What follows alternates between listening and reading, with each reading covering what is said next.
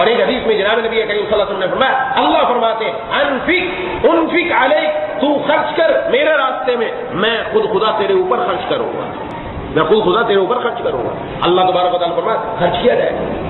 اور آج جب مال آتا ہے آنکھیں پھیر لیتا ہے انسان، کہتے یہ تو میرے ہاتھوں کی کمائی ہے، میرے ہاتھوں کی کمائی ہے۔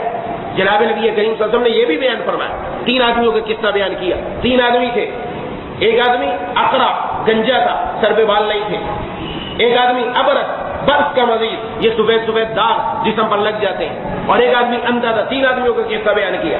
یہ تینوں آدمی اللہ تبارک و تعالیٰ نے پہلی امتوں میں تھا، اللہ نے ایک فرشتے کو بھیجا ان کی آزمائش کے لیے، ایک فرشتے کو بھیجا، وہ پہلے اس کے پاس آیا، ابرص کے پاس جس کے جسم پر سفید داغ تھے، کہا کہ تم کیا چاہتے ہو؟ کہا میں چاہتا ہوں میری جسم کی رنگت اچھی ہو جائے، یہ داغ اچھے نہیں لگتے چہرے پر، اچھے نہیں، جسم کی رنگت اچھی ہو جائے، خوبصورتی آ جائے میرے اندر۔ کہا ٹھیک ہے، اس نے ہاتھ پھیرا اللہ کے حکم سے، اس کا سارا جسم ٹھیک ہو گیا۔ کہا اب بولو کیا چاہیے تمہیں؟ کہا مجھے مال چاہیے۔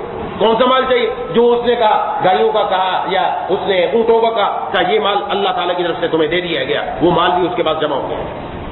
پھر یہ گیا اقرع کے پاس جس کے سر پہ بال نہیں، کہا تمہیں کیا چیز پسند ہے؟ کہا مجھے سر کے بال عزیز ہے، سر کے بال ہونے چاہیے۔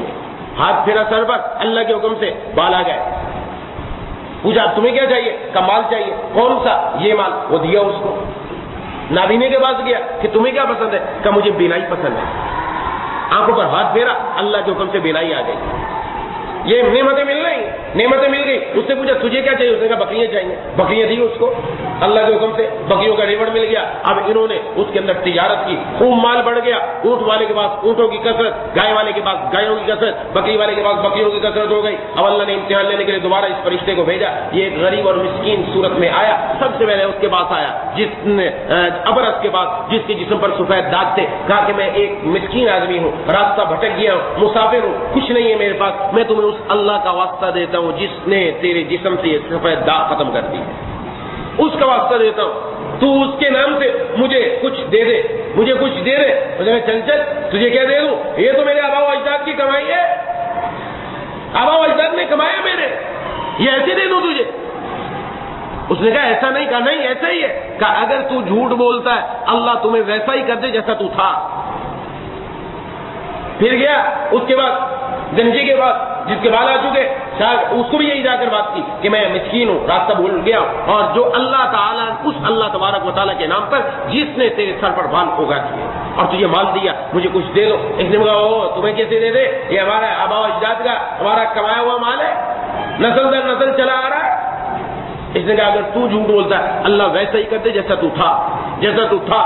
جب اس کے بعد اندھے کے پاس پہنچا جو اب بینا تھا، اس کو کہا کہ میں تجھے اس اللہ تبارک و تعالیٰ کے نام سے مانگ رہا ہوں، تجھ سے مسکین ہوں، راستہ بھول گیا، کچھ نہیں میرے پاس۔ جس اللہ نے تجھے آنکھوں کی نعمت سے نوازا، جس نے یہ بکریوں کی نعمت سے نوازا، اس الگ ہو گیا۔ کہا تیری مرضی ہے، یہ اللہ ہی نے مال دیا، جو چاہے لے جا اور جو چاہے چھوڑ دے، مجھے اس کی ضرورت نہیں۔ جب اللہ نے دیا تھا اب ایک مسکین آیا، میں سارا اسی کو دیتا ہوں، سارا اسی کو دیتا ہوں۔ یہ کہنا تھا، فرشتہ اپنی اصلی شکل میں آیا اور کہا اللہ تعالیٰ کی طرف سے فرشتہ آیا تھا، تیرے 2 ساتھی اسی حالت میں ہو چکے جو پہلی تھی، اور تو نے اللہ کے راستے میں دینے کا ارادہ کیا، یہ سب تجھے قربان ہو، تیری بینائی بھی تجھے تیرے لیے نعمت، اور یہ مال بھی تیرے لیے تجھے نعمت اللہ تعالیٰ نے دی۔